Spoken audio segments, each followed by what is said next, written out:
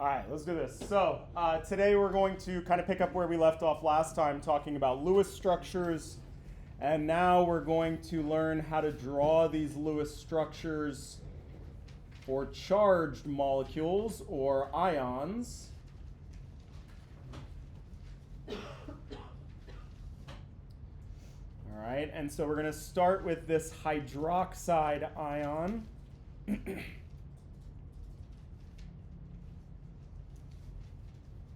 And of course, everybody remembers that the formula for the hydroxide ion is OH minus 1, because that was one of the ones I made you memorize.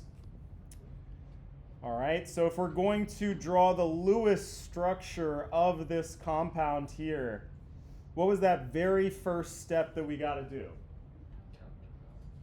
Count the valence electrons, right? So the very first step is a little bit of math. We got to figure out how many valence electrons there are in our compound, because that will tell us how many should be in our Lewis structure when we get done drawing. All right, so let's calculate valence electrons. All right, and I got to look it up for each element. So for oxygen, how many valence electrons are there? 6, right? Because we go 1, 2, then we jump over the transition metals, 3, 4, 5, and then we get to oxygen, so that's 6, all right? So 6 plus, how many from the hydrogen? Just 1, because it's in that first column, all right? But this molecule here has a net charge of -1. Okay, so what does that mean? It has extra electrons or fewer electrons? It's got extra electrons, because electrons are negatively charged. So we have to add to our total here that 1 extra electron.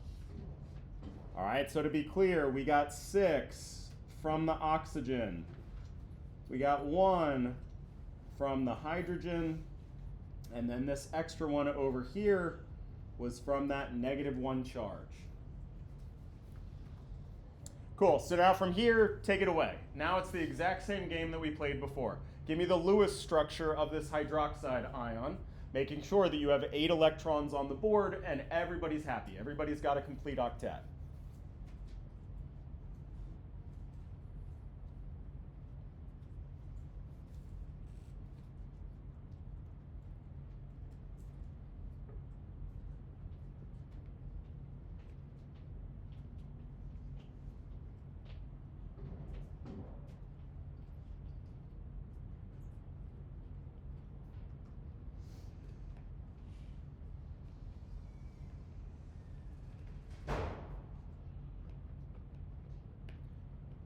All right, I'm going to put my central atom down, that oxygen, my hydrogen on the side here. All right, doesn't matter which way you put it. I'm going to draw that single bond. That means that I just put down how many of those electrons? 2. So I had my 8. I'm going to subtract 2. I got 6 more. Where should those 6 go? On the oxygen. So 1, 2, 3, 4, 5, 6. And I'm going to ask myself, is everybody happy? Does everybody have a complete octet? Cool. All right, so there's one more weird thing that we do for charged molecules, which is when we draw their Lewis structures, we put it in brackets, and we put the charge on the outside. All right, so let's just note here that we use these brackets for charged molecules, for ions.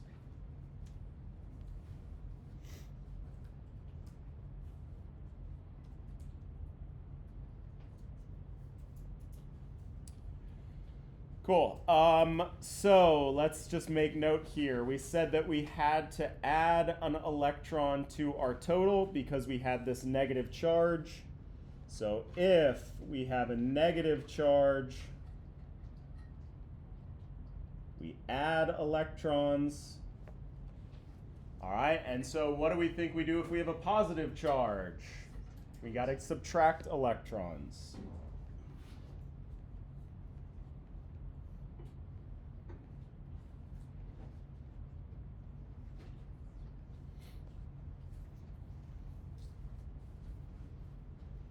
Okay, cool. So, looking at this molecule here, I have a little bit of beef with this whole bracket with the charge on the outside notation because it makes it seem like that whole molecule has this -1 charge. And that's true. There is a net charge. But that negative charge actually lives on one of these atoms specifically. One of those atoms is holding all of that extra electron density. Okay? So we have this extra thing that we can do with our Lewis structures here, which is to find out which one of these atoms has all that charge, and we call that the formal charge.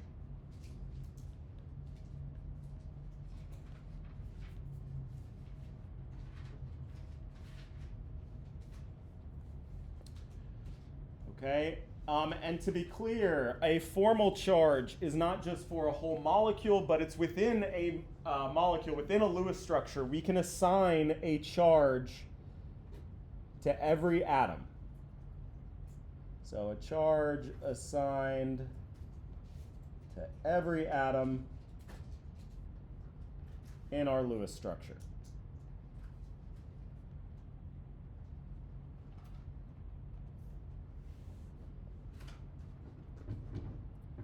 All right, and again, that tells us where that charge lives.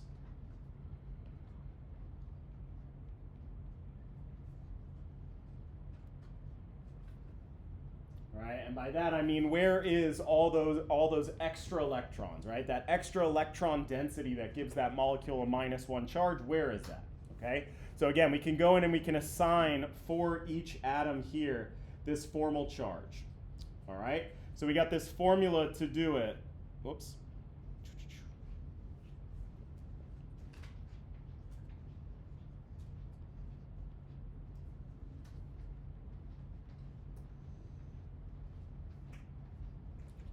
All right, the formal charge on an atom is going to be equal to the number of valence electrons when it's all by itself. All right, that value that you get from the periodic table. All right, and then we're going to subtract the number of lone pair electrons plus 1/2 of the covalent bond electrons.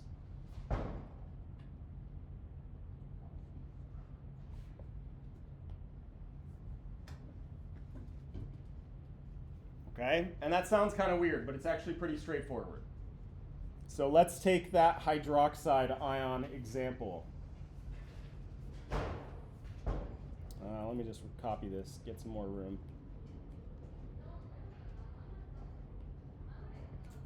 Cool. And again, we're going to assign formal charge.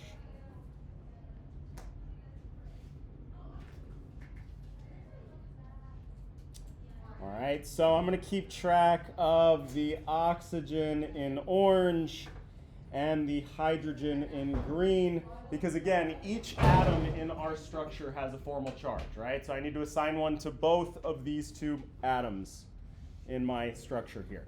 Okay, so for oxygen, the formal charge is equal to the number of valence electrons oxygen has when it's all by itself. How many valence electrons does oxygen have when it's all by itself? 6, that number that we get from the periodic table, right? That's the number of valence electrons in an oxygen atom. Cool. So now we're going to subtract the number of lone pair electrons and then 1/2 of the covalent bonding electrons, all right? And kind of how I think of this is I'm going to draw this circle around this oxygen atom. And I'm going to count all the electrons that live in this circle here, all right? So if I go through, I'm going to count all 1, 2, 3, 4, 5, 6 of those lone pair electrons. And then this covalent bond, remember, is 2, but I'm only going to count one of them. So this electron right here is my 7th that's in that bubble. Okay? So the formal charge, 6 minus 7, that means that this oxygen atom right here has a formal charge of -1 in the hydroxide ion.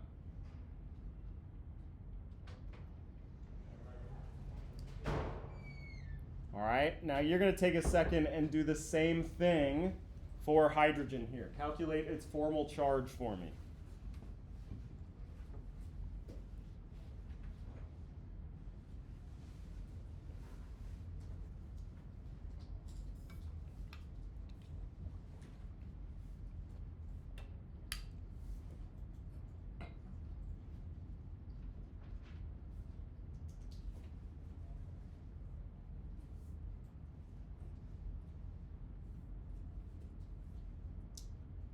All right, so formal charge is equal to what? What's that first term? Or what's that first number, let's say? 1, right? Because it's the number of valence electrons that hydrogen has when it's all by itself. And then I'm going to subtract the number that's in this little bubble here. There are no lone pair electrons. And I'm going to count just one of those 2 covalent bonding electrons. And 1 minus 1 is 0. Okay? So we can see that in this hydroxide ion here, it turns out that all of that negative charge is living on that oxygen atom. That's where all the extra electron density is. Okay? This kind of thing is super important for when you go on to like organic chemistry, because it turns out that the fact that the oxygen has all the negative charge is really important for understanding why this thing reacts the way it does. Okay? So again, we can have this sort of way of looking at these structures and calculating where the charge lives within that molecule. Cool. All right. Other things that are very important about formal charge.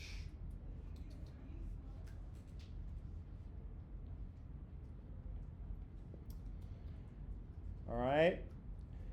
Sometimes when you're drawing a Lewis structure, there's kind of more than one way that you can draw it, and it satisfies the octet rule. But that doesn't mean that both of those structures are correct, all right? So we kind of have this tie break that we can use here regarding formal charge. The most stable structure of any molecule is when all atoms have a formal charge of 0.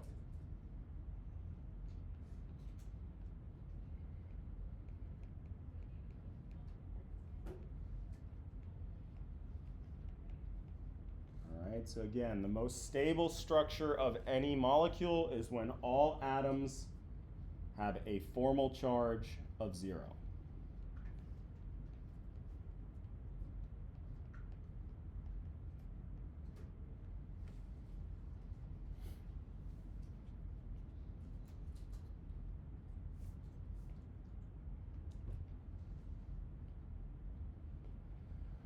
All right, now, if you have a charged molecule, like a hydroxide ion, there's no way to avoid it. Somebody's got to have that extra electron density, all right? So, if not, if you can't avoid it, any extra negative charge, so negative formal charges, should be on the most electronegative atom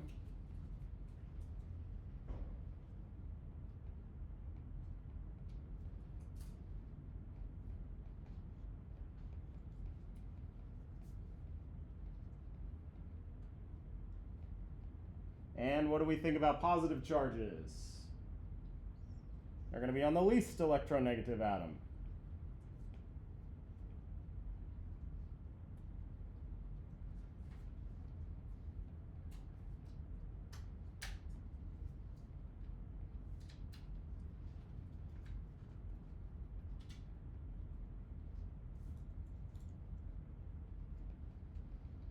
All right, one sort of thing that we want to note here is except hydrogen.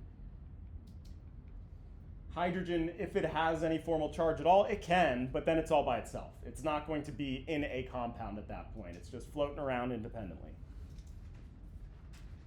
Cool, all right, so what the heck do I mean by this sort of tie breaking with formal charge here? Okay, let's do another one. I want you guys to, from scratch here, see if you can't give me the Lewis structure of carbon dioxide.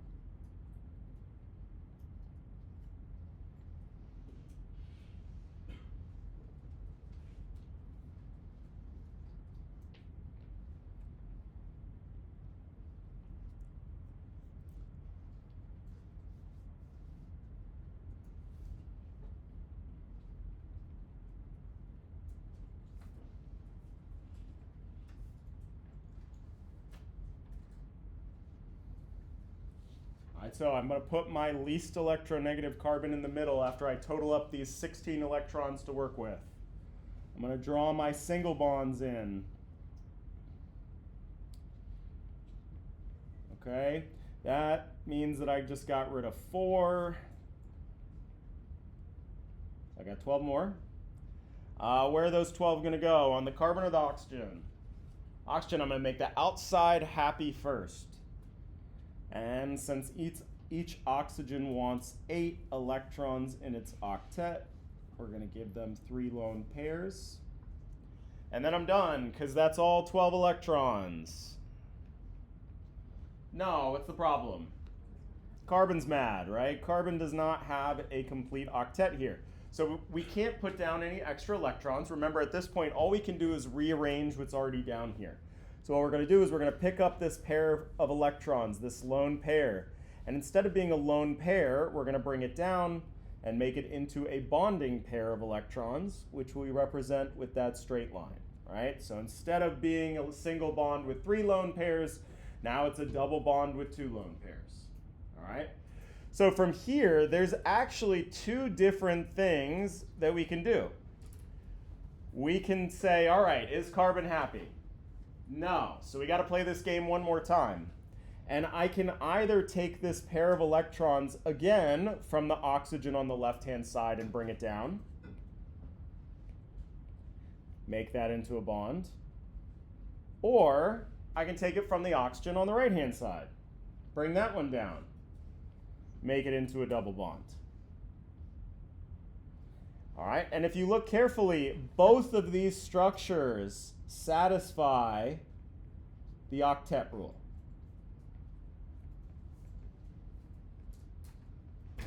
Oxygen's happy, carbon's happy, right? There's no problem in terms of our octet rule. But in terms of whether or not both of these structures happen, only one of these structures is correct, all right? And so again, that's this formal charge tiebreaker here. What I want y'all to do, I'm going to tell you for the sake of time, the formal charge on both of these carbon atoms are 0 in both structures, all right? I want you to tell me the formal charge on each of these oxygen atoms in these 2 structures.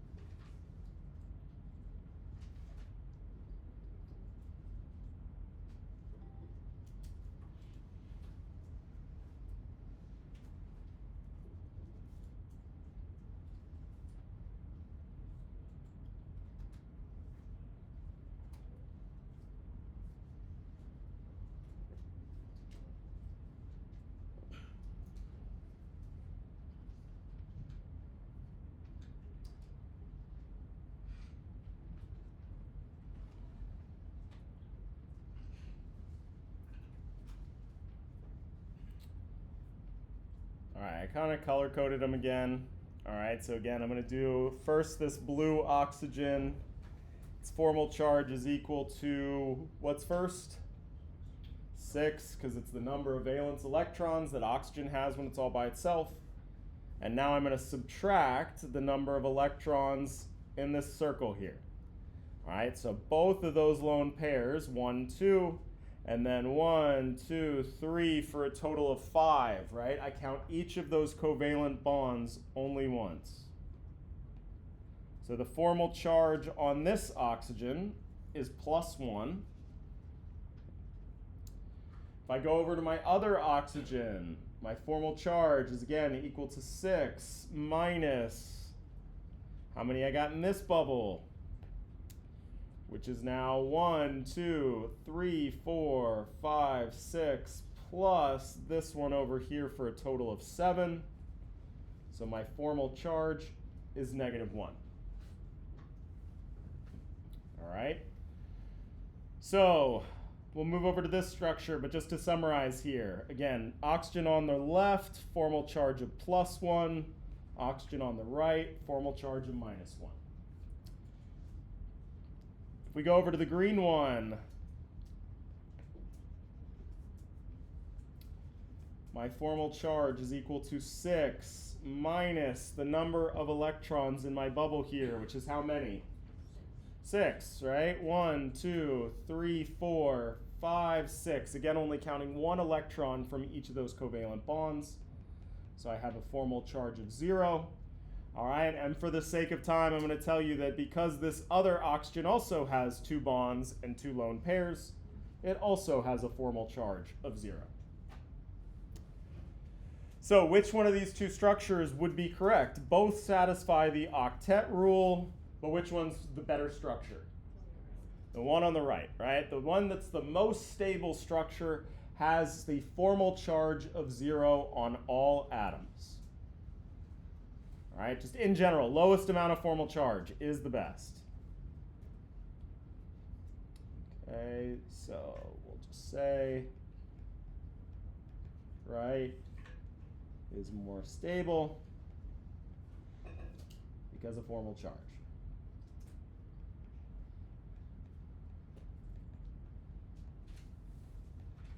All right, because of the lowest formal charge.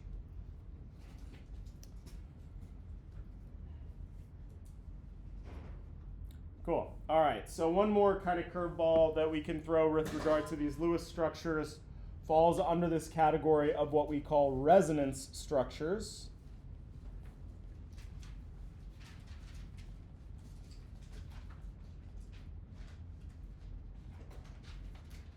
All right, and we're going to need an example to help us illustrate this. So everybody's going to take a second and give me the Lewis structure for the nitrite ion, NO2 with a -1 charge. Which I know everybody was like, yes, nitrite. I totally remember that.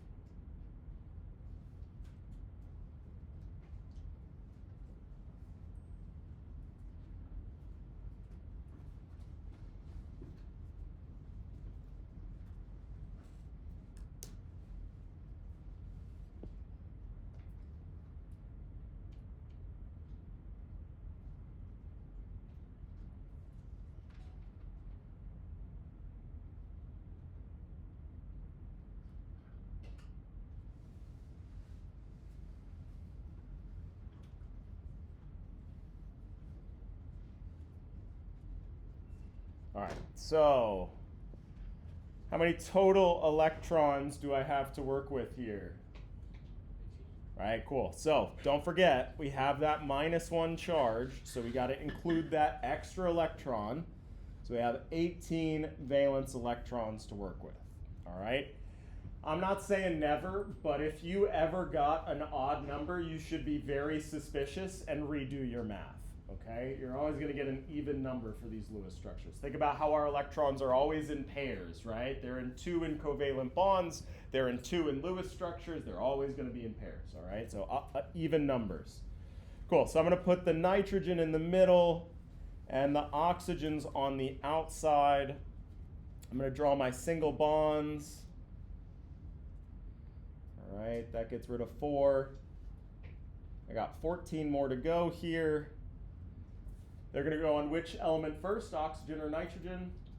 Oxygen, so 1, 2, 3, 4, 5, 6. Same thing over here. So that takes me down 12. I still got 2 more. Where do those 2 go? In the middle, right? On that central atom. Cool, and am I done? No, because nitrogen's not happy, right? Nitrogen does not have a complete octet. But now I'm in a little bit of a different situation here. I'm only going to have to move down 1 pair of electrons, but which oxygen do I choose? Do I choose the oxygen on the left or the oxygen on the right? The correct answer is both, all right? You can't just choose one. We're going to have to include both of those Lewis structures. So I'm going to do a copy here. And in one, I'm going to take it from the oxygen on the left-hand side. But in my other one, I'm going to take it from my oxygen on the right-hand side. All right, no one of these structures is correct all by itself, so we have to draw both of them. All right, and if we're being really good, what do we do to charged molecules again? Put them in the brackets with the charge on the outside. All right. The other thing we do specifically, because these are resonance structures, is we draw this little 2-headed arrow in between them. All right, so this pair is what are called resonance structures.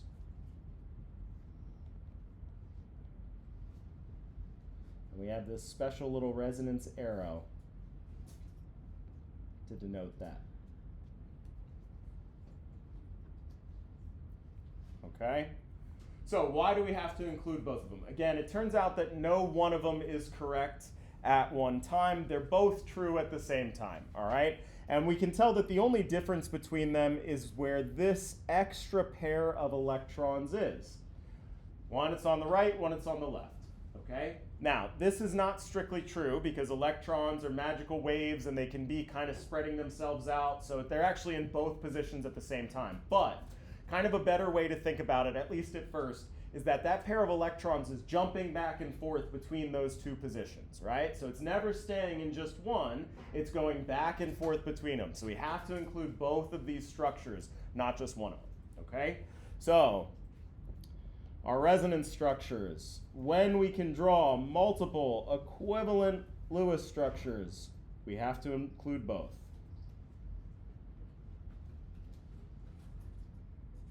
Or all of them.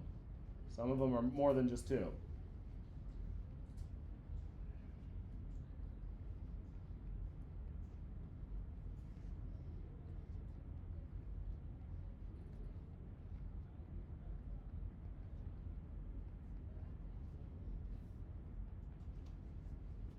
All right.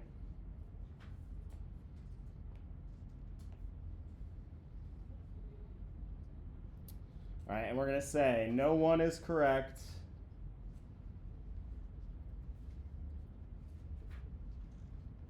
But all are true at the same time.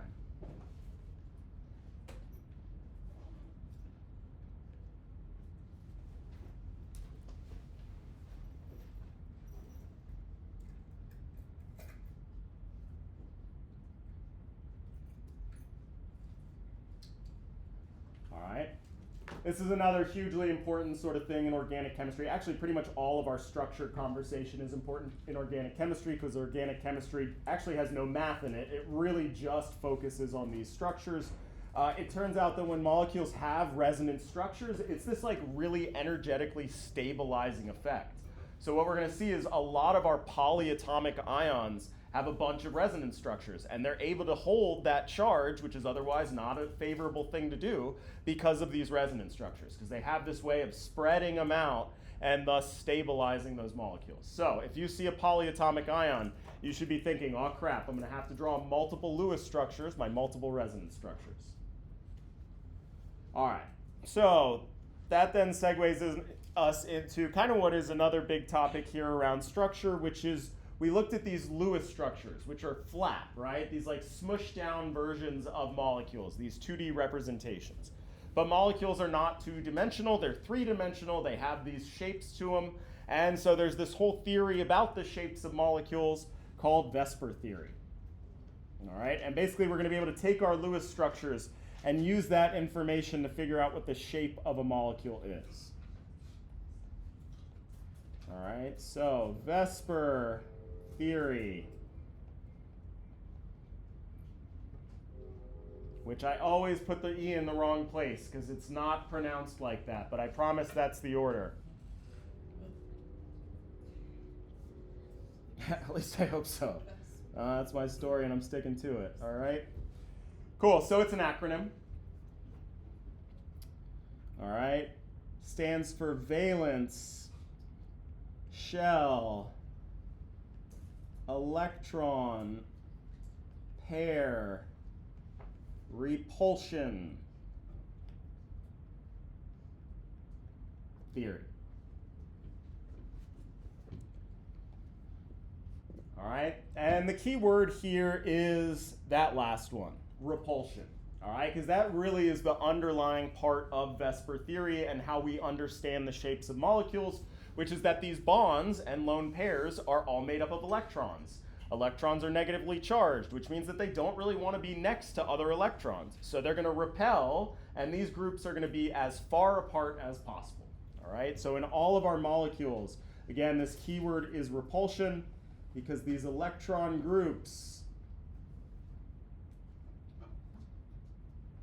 want to be as far as possible.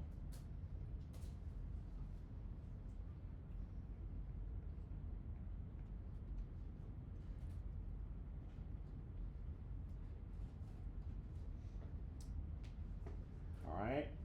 So again, we're going to be able to like take our Lewis structures and we're going to read these Lewis structures to figure out what the shape of our molecule is. So the first skill that we need in reading Lewis structures is counting electron regions.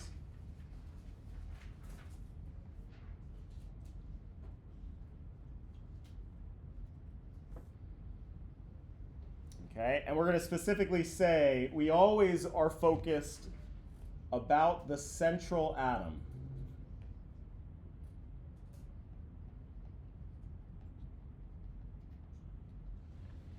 So we don't really care about what's going on with the constituent atoms. That's not going to tell us the shape of the molecule. We're going to be specifically focused on the central atom and counting the number of electron regions about that central atom. All right, so electron regions are either bonds of any order. Right, so a single bond, a double bond, or a triple bond are all just one electron region. You don't count the triple bond 3 times, you count it just once. Or a lone pair.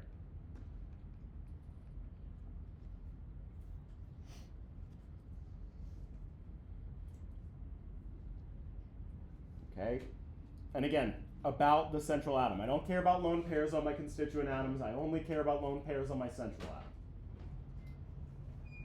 So I'm going to put down a few Lewis structures. These are of molecules that you guys solved last class, so for the sake of time, I'm just going to put them down here. One of them was CH4. One of them was NH3.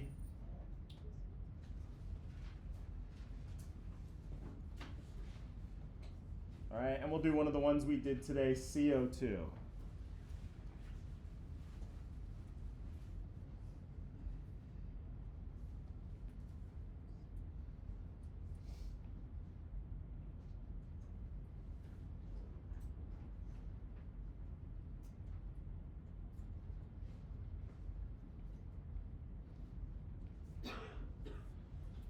right, so for each one of these examples, I want you to total up the number of electron regions. And again, the only thing you care about is that central atom, about the central atom.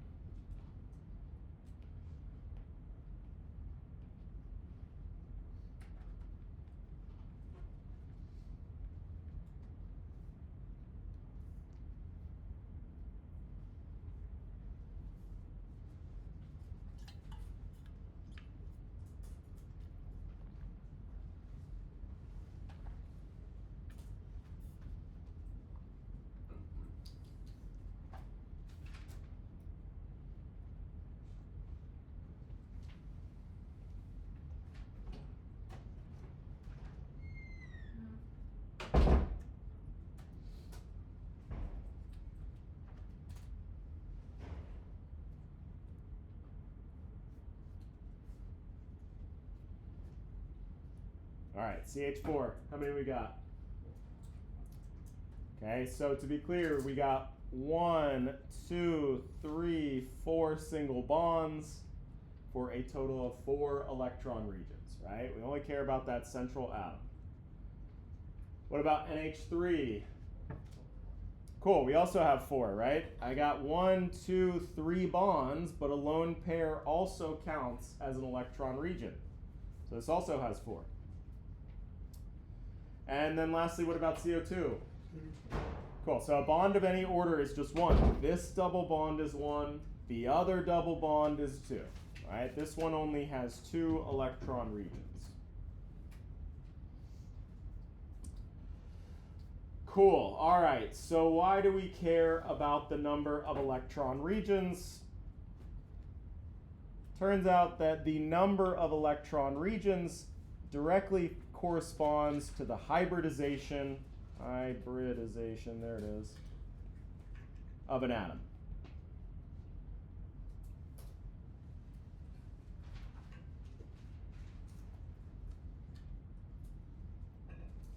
All right, so when we got an atom, or rather, let's say when atoms are all by themselves, that's the important part.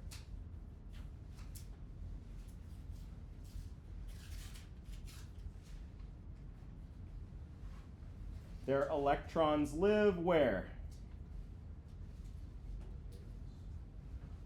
And not only the valence, though, there are also those other electrons, those core electrons, and we talked about how those electrons are in these little cages, and we have a special name for those cages. Starts with an O. Orbitals, right? So in our atom, when the atom is all alone, their electrons live in atomic orbitals.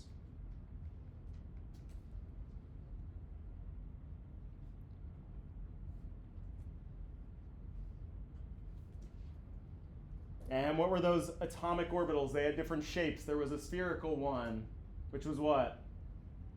S, and then a peanut-shaped one, which was P, D, F, right? So that's what I mean by these atomic orbitals.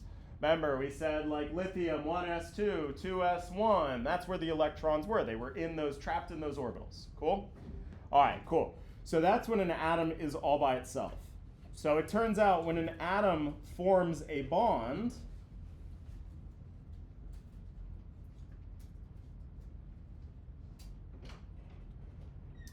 these atomic orbitals mix together.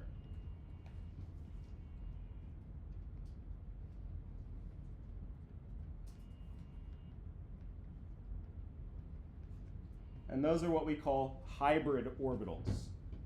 So when atomic orbitals, when atoms form bond, atomic orbitals mix to form hybrid orbitals.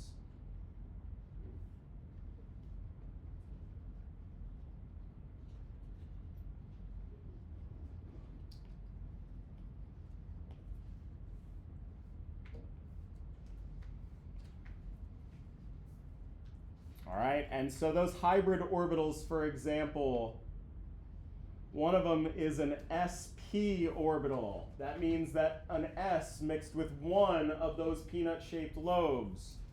There's also sp2 and sp3, so we're mixing the s with one or more of those peanut-shaped lobes. You can also have sp3d and sp3d2.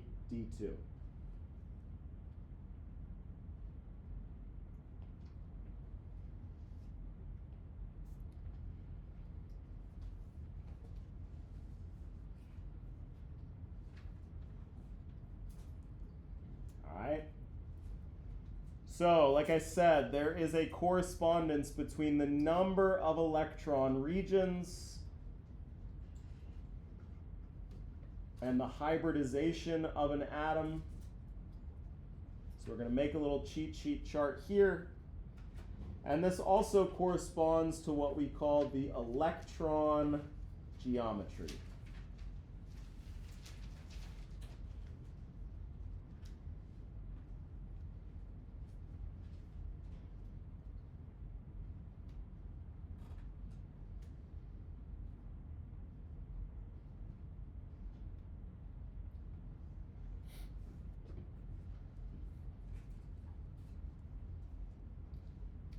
All right, so 2 electron regions is an sp hybridized atom.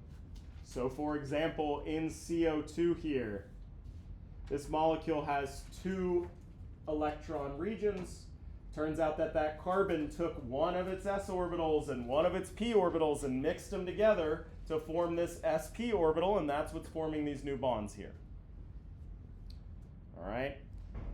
And this corresponds to an electron geometry called linear. All right.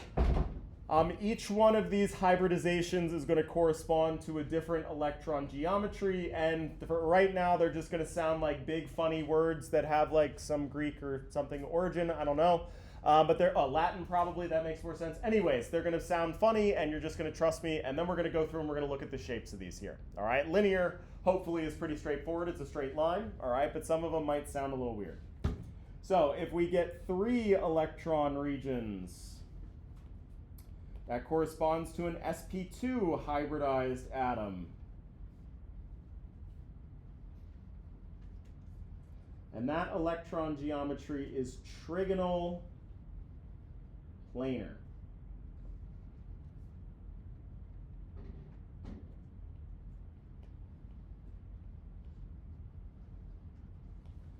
All right, 4 is sp3.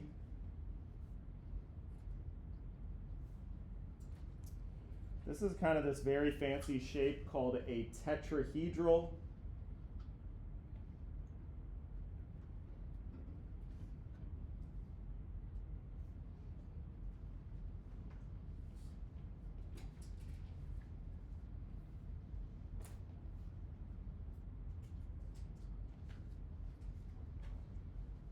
Okay, 5 is that sp3. So now the s mixed with all 3 p orbitals and 1 d orbital. And this is a trigonal bipyramidal.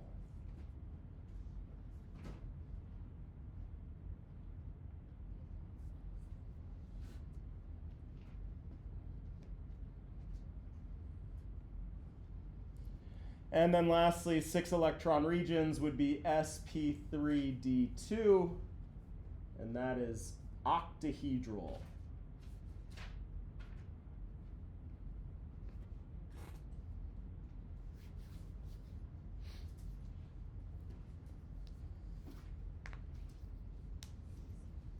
Cool. All right. So again, it turns out that there's this one-to-one correspondence between the number of electron regions that you count in a Lewis structure and its hybridization.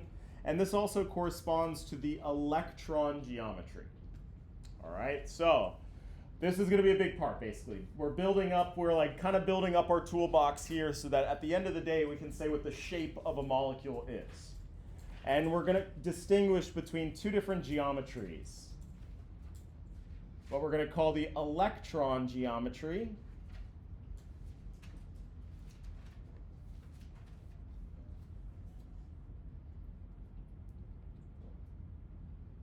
and the molecular geometry.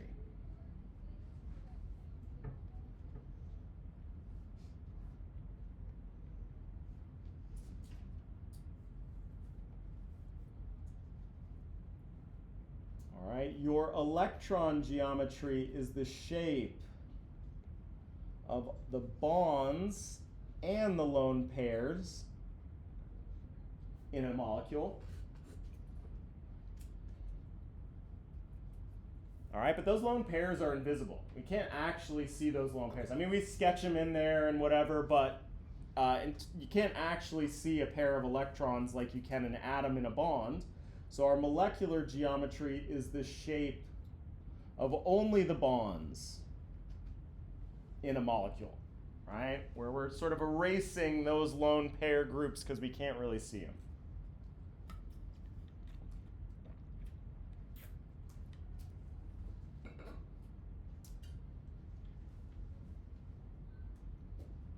Cool. All right, so now we're going to, pretty much for the rest of the class period here, make this Grandmaster cheat sheet here, okay? So everybody take a second, copy down these headers here.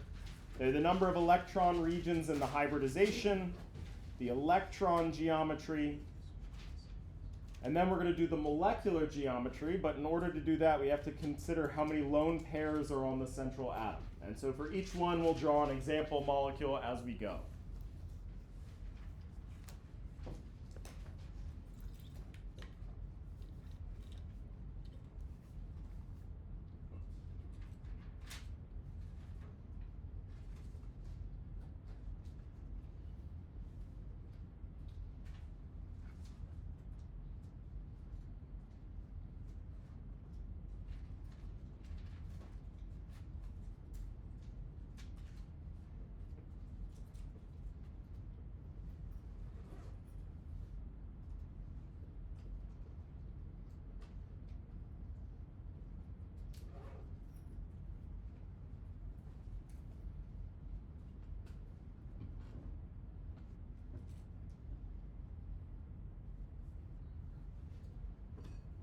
So our first example that we're going to do is that CO2 we did at the beginning of class.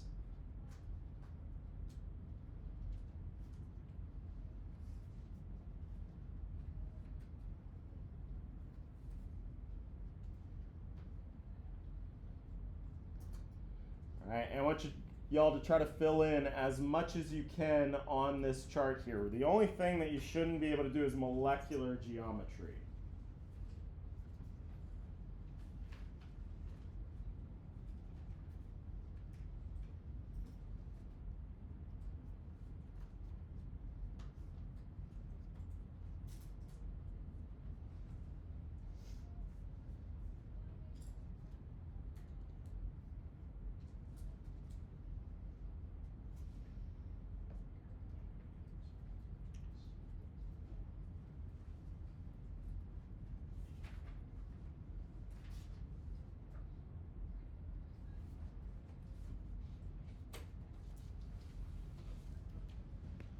All right, so this had 2 electron regions, so an sp hybridization, and that directly corresponded to that linear electron geometry.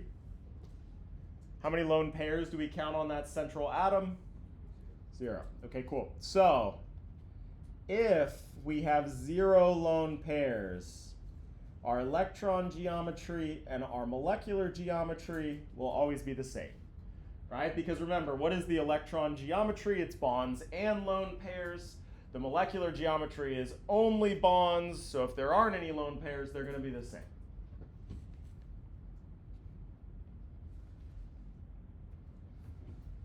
All right, and let's take a look at what this sort of structure looks like. This is this fancy program that I got introduced to through my research, but what I have found is a free online version, and that's what you guys are going to be using for your homework assignments, okay?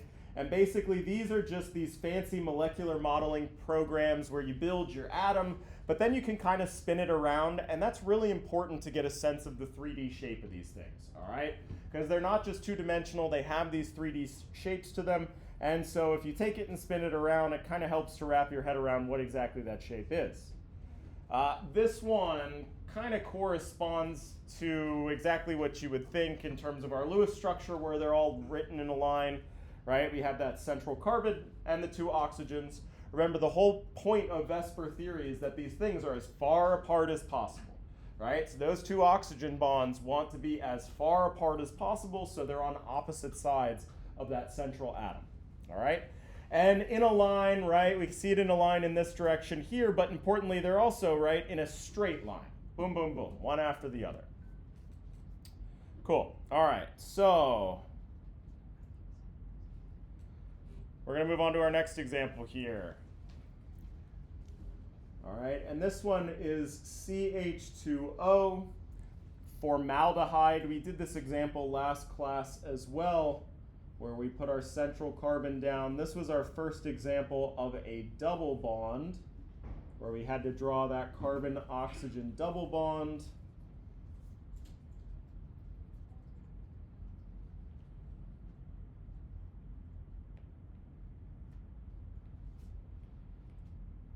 So here is our next example.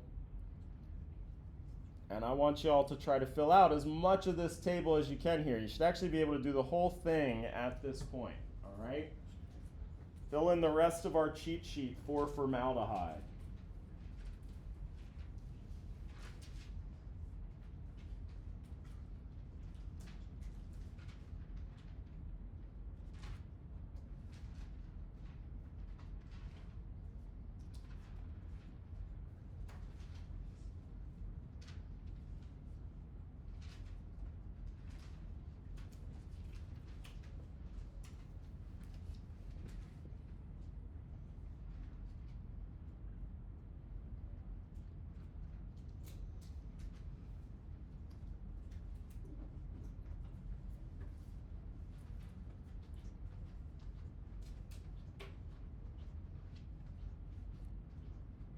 All right, so how many electron regions? 3, so that's sp2. And sp2s have which electron geometry? Trigonal planar. All right, again, I have 0 lone pairs on that central atom, so what's my my molecular geometry going to be? Also trigonal planar.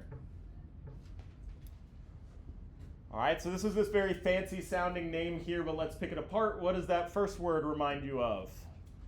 Triangle. And what about the second word? Planar. Plane, meaning like a flat plane, okay? So if we look at the shape of a molecule that's a trigonal planar molecule, again, it looks like a triangle, right? It's got our 3 points to it. And importantly, if we flipped it on its side here, we can see that indeed all 3 of these atoms lie in the same plane, right? So it's completely flat triangle here, a trigonal planar geometry. Cool. All right, so now, up until now, all of these have had 0 lone pairs on the central atom, so our molecular geometry and electron geometry have been the same. We're going to do one now. Warner, you're going to take a second and give me the Lewis structure here of HNO, HNO. That's not the name of the molecule, but. All right, give me the Lewis structure of HNO.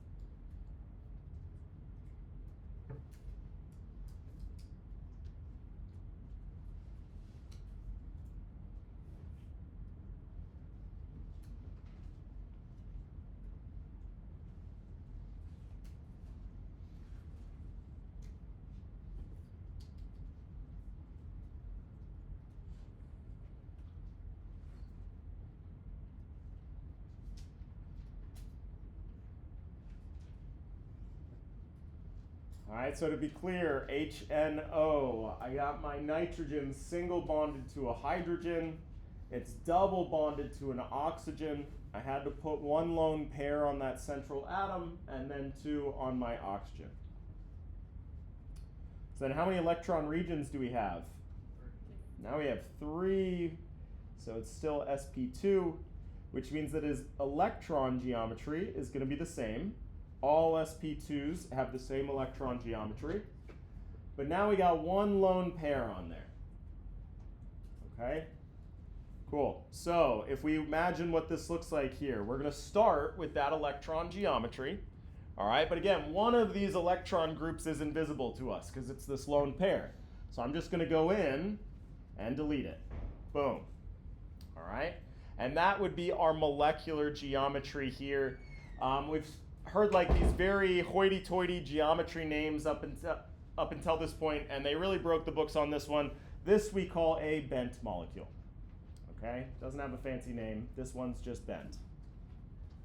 Some of them they really phoned it in on.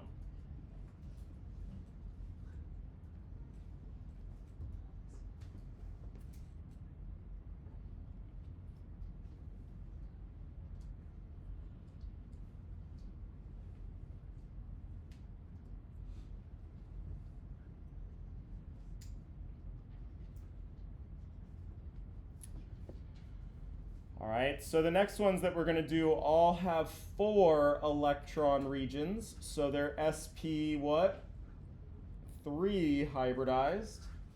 Okay, and these are all going to come from examples from last class. We're going to do CH4 methane, NH3 ammonia, and water H2O.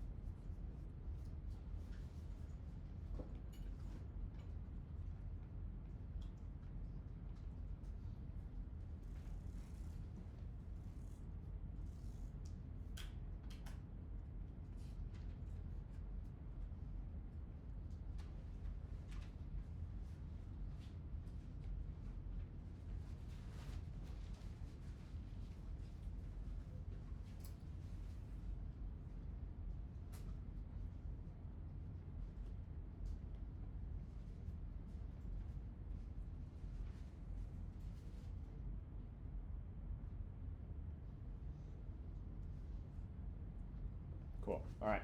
I'm going to give you all a second to fill out this chart as best you can. There should only be 2 boxes missing when you're done, all right?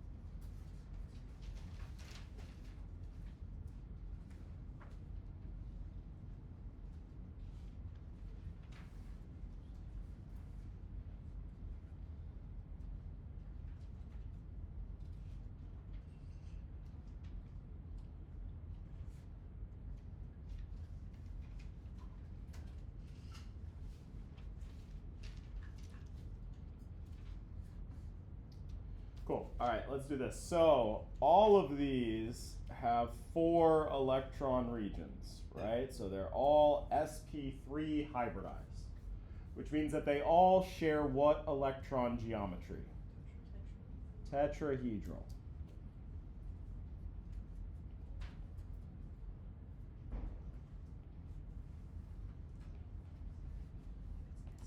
All right.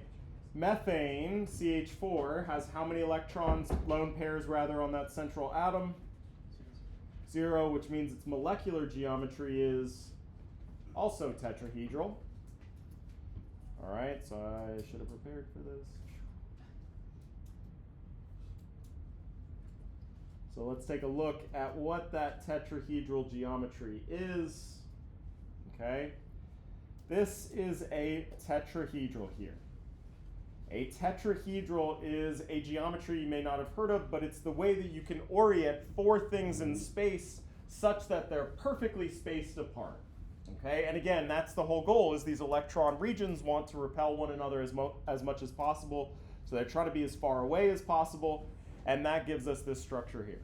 Okay, this structure is kind of like super duper symmetric, right? If I pick any corner and point it up, it looks the exact same.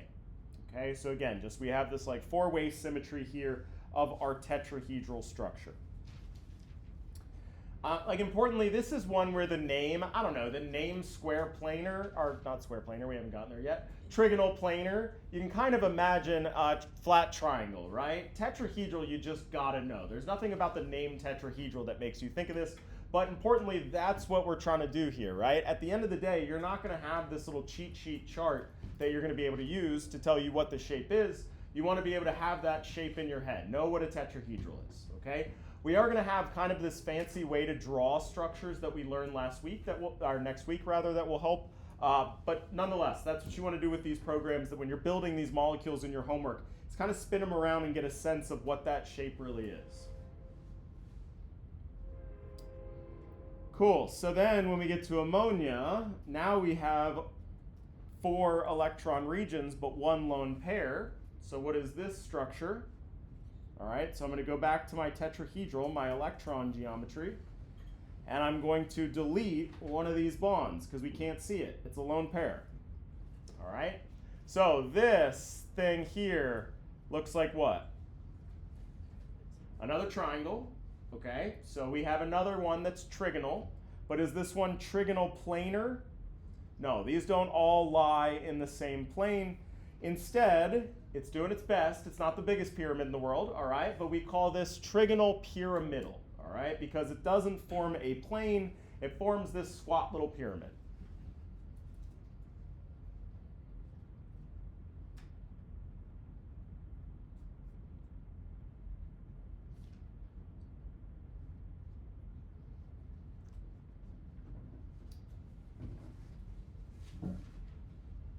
All right, and then if we have water, we have 2 lone pairs. So I got to go back to my structure. I already deleted one. I'm going to delete another one. All right, and this is kind of that phoned-in geometry we saw before. What do we call this one? Bent.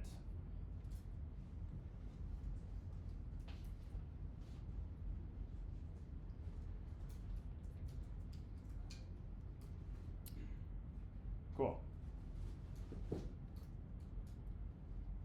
All right, so now we're going to get into our expanded octet structures here. And these are the ones that if you took Chem3A, the previous ones were likely review. Should it be a review, hopefully? But these expanded octets are not, okay? So we need a few examples. We're going to do PCl5. That's going to be a new one. You're going to have to do that one from scratch. All right, as well as SF4, which is one we did last class. So I'm just going to put down that structure real quick.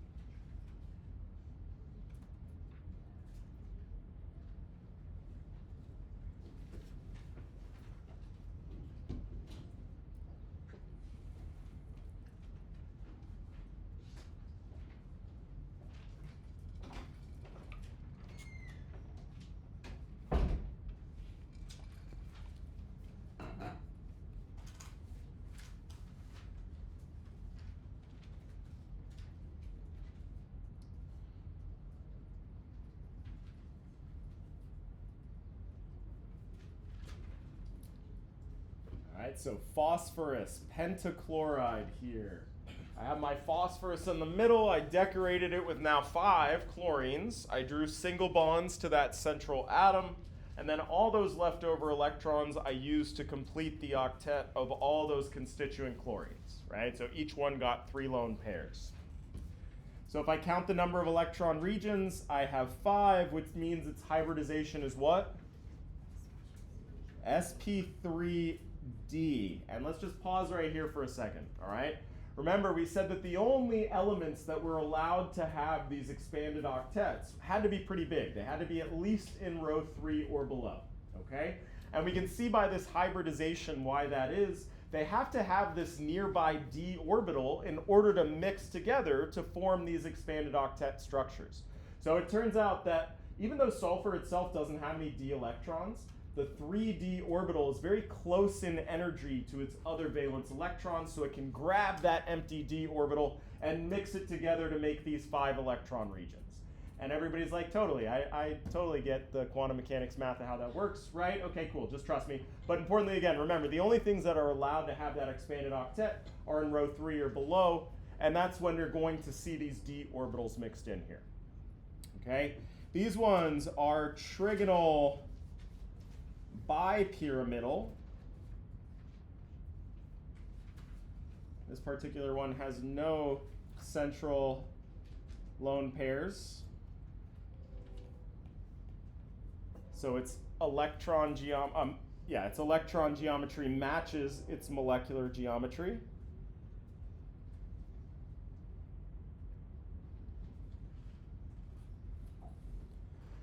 And so this is our trigonal bipyramidal structure here. Okay, so first of all, that name, trigonal, right? That's our triangle. Where's our triangle here? If we flip this thing on its side, we see our triangle. Okay? Now remember, trigonal pyramidal was a triangle-based pyramid. And now this is trigonal bipyramidal. So what do we think the bi means? Like in bicycle? 2. So this is now 2 pyramids. So where are these 2 triangle-based pyramids? They're stacked back to back here, right? One of them is pointed up with its triangle base. The other one is pointed down with its triangle base. So they're 2 triangles stacked on top of each other. That's our name, trigonal bipyramidal.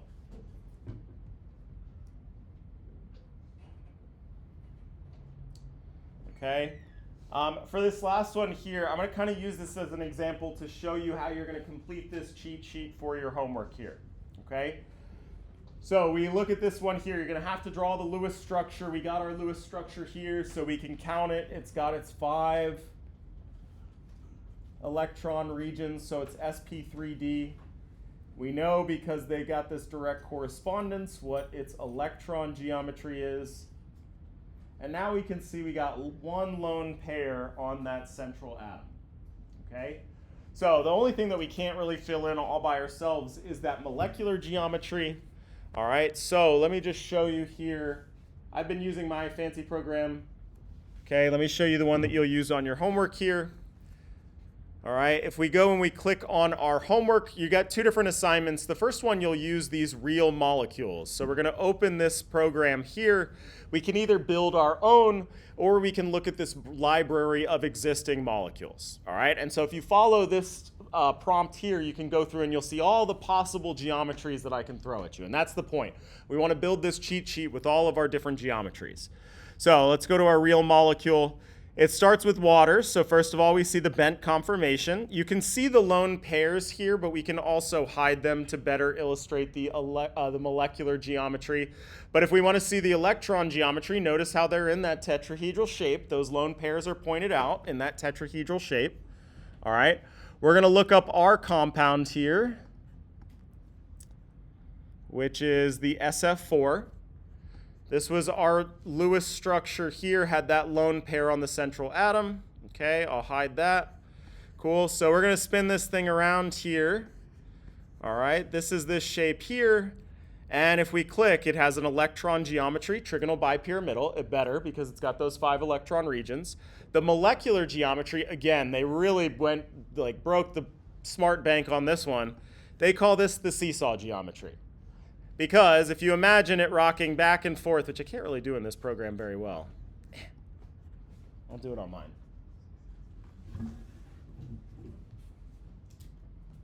All right, if we hide one of these, we have a little seesaw. It goes back and forth and back and forth and back and forth like a seesaw. I mean, I didn't make it up. I swear, this is what they call it, right? So it's got one extra bond. It's trigonal bipyramidal. You cut one off, it's a seesaw. Good for them, all right? I don't know. Anyways, that's how you're going to complete the rest of your cheat sheet here. All right, we're going to take our break and